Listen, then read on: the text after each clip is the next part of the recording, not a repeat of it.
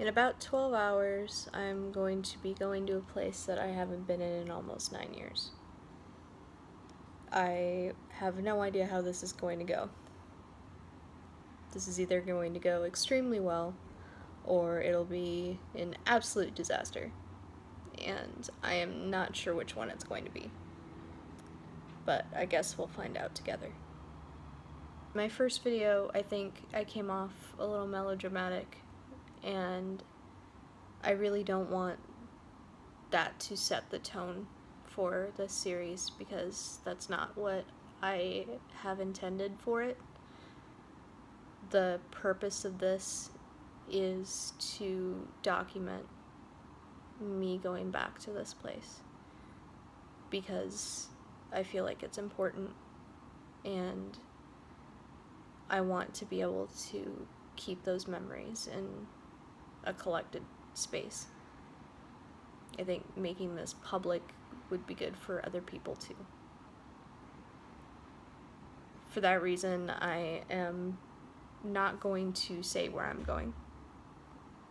It's in the Midwest of the United States, and it is out in the middle of nowhere. I'm not doing this for any particular reason other than the place isn't what's important. And I don't think, honestly, if it was in any other small town in the middle of the US, it would make a single difference. So, for that reason, we are going to do something a little bit differently with this travel vlog, and I am not going to be saying where I'm going because I want the purpose of this to be focused on the memories that I am making with the people that I'm with versus the place itself. A lot of times when I'm talking about this, it may come off as somewhat detrimental to the place itself, and that is completely in reflection of what my experience was growing up there and a lot of other people's experiences growing up there. Again, like most small towns in the US. It's very easy to get doom and gloom about this sort of place when you don't have a good experience growing up in it. I'm excited to see my friends again, most of whom I haven't seen in 9 years since I left. I didn't leave on my own, and that's part of the reason why I want to go back. My experience growing up there was somewhat complicated, and it was complicated not only because of my family's situation, but it was also complicated by some of the people that I met there. And it's taken me a long time to get to this point, to where I am ready and able to go back. And that is another reason why I wanted to document this.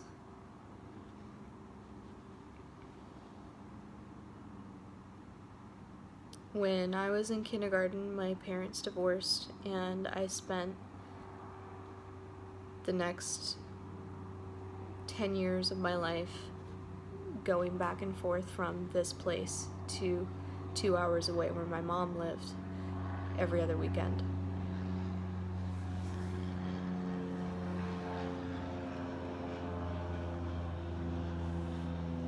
I spent most of that time being the weird kid in school. Everyone else played sports and went hunting on the weekends with their family and was super religious, and I wasn't.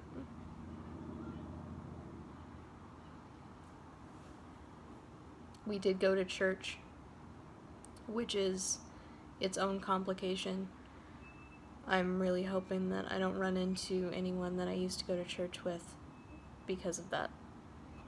After spending my time growing up between 2 different households and going to church camp every summer and alternating between school and church and my broken household.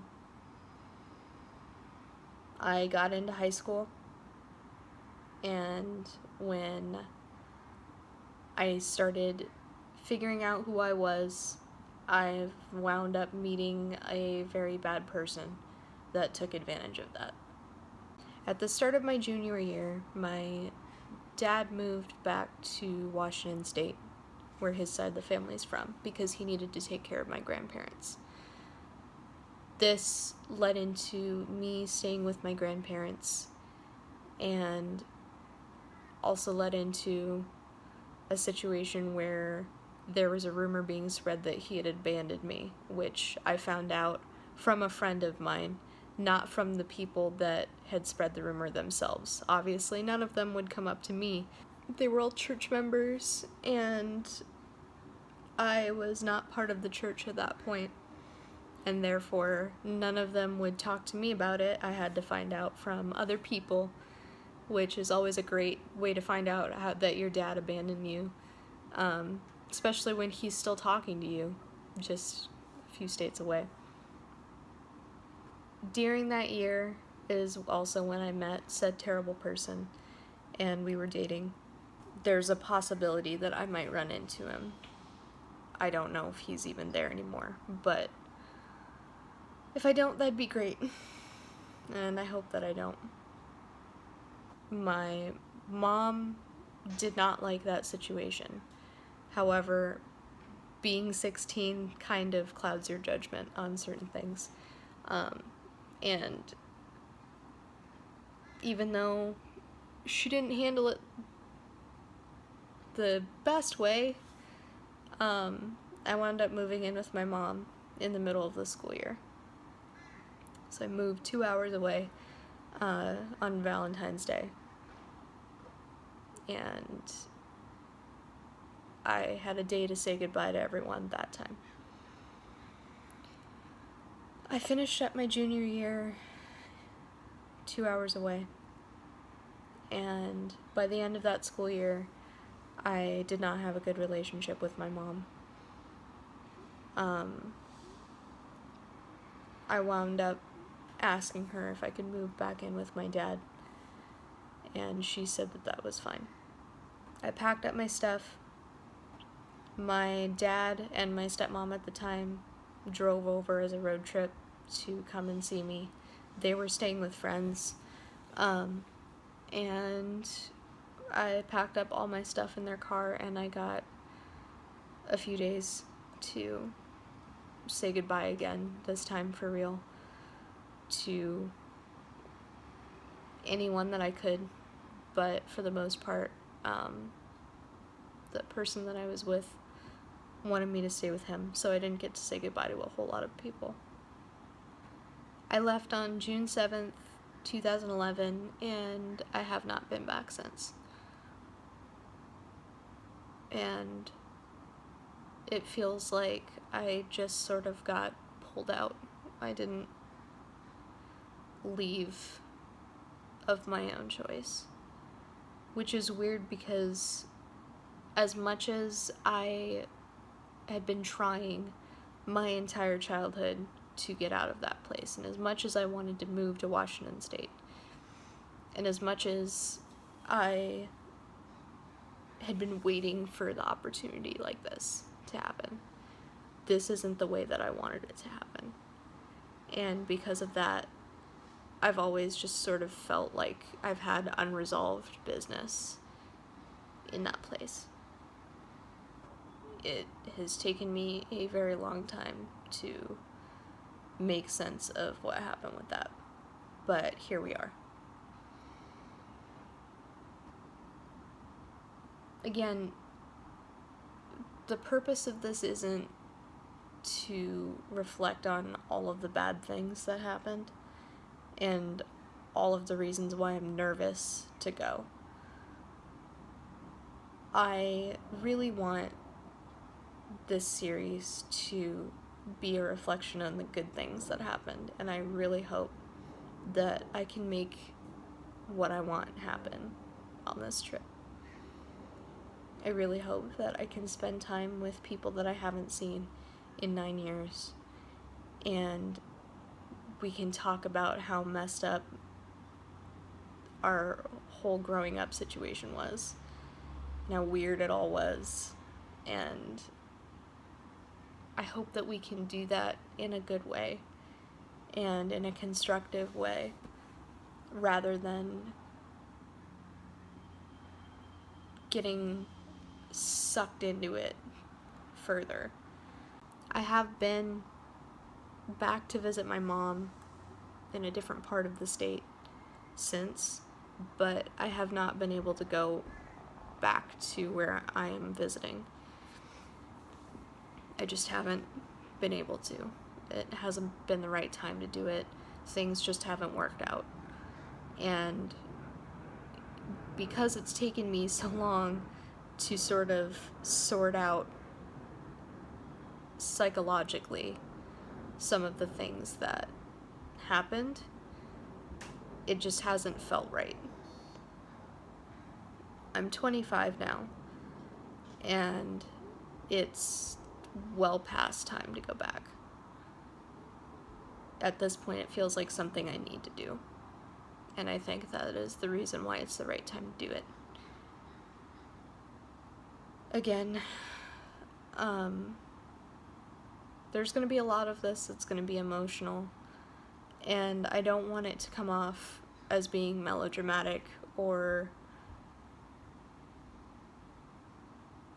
getting a feeling of hopelessness about it. I think that there's too much of that going on right now, and that's not what I want this to be. I'm nervous because of the place itself. I'm nervous about the people that live there outside of my friend group. I'm nervous about my experience that's already happened, which I can't do anything about. So I need to just get over it. And getting over it means going back and making new memories with some of those same people that are still there. This is closure for me. I want it to serve as a sort of hope for closure for other people, maybe, who were also stuck in a small town or are stuck in a small town, to leave, to get out and go do something, if that is what they want to do. If you are absolutely terrified to be stuck in that place and you know that you could be doing something else, I want this to be a hope that that can happen. I want this series to be a sort of reminder that there are other things. There are other ways of looking at things. I think that that's important, especially right now. Everything feels shitty right now. Everything feels like absolute garbage. And I don't think that's going to change when I'm there. In fact, it might even get worse. But I think that I need to do this. And I think I need to do it in spite of all the bad, in spite of all the negativity. I think it's the right thing to do right now. And that is why I'm going back to the middle of nowhere. And I'm going to be filming it. It's getting close to 6 p.m. and I will be boarding the flight at 6 a.m., which is gonna suck. I have to wake up at 4:30 in the morning and then take a stupid expensive Uber at 4:30 in the morning to get down there to the airport. And then I'm gonna land at around 11:30 or so, and then meet my mom and my stepdad down there, and we'll hang out for about almost 2 days. And then one of my friends is going to be coming down to come and grab me. And then we're gonna drive back the next day. And I'll have a week to make new memories out in the middle of nowhere with them. And I'm terrified. I'm fucking terrified on the one hand. On the other hand, I'm also really excited because it's been a long time coming. I want to be able to make this place my own. I want to own my experience. I want to own my shitty experience that I had growing up there, and I want to turn it into something better. There's that joke that people talk about where, like, not really a joke, that experience that people think about, like, how awesome would it be to show up at, like, a high school reunion, or just, like, happen to run in to someone that was really shitty to you in high school, and, like, or, you know, whenever, didn't give you the respect that you deserved, didn't give you the respect that you deserved as another human being. And to show up at your best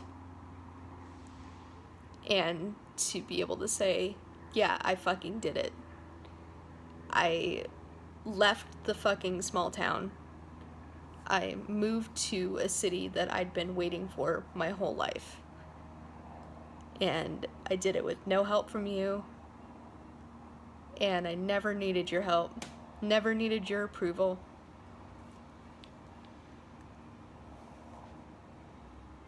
To be able to see those people and look them in the eye at your best, no matter what they think of you, and to be unapologetic about it. That is what I want to do. I'm all packed. At this point, the only thing that's left to do is do some dishes and finish up little things around, and then go to sleep and get ready for the morning.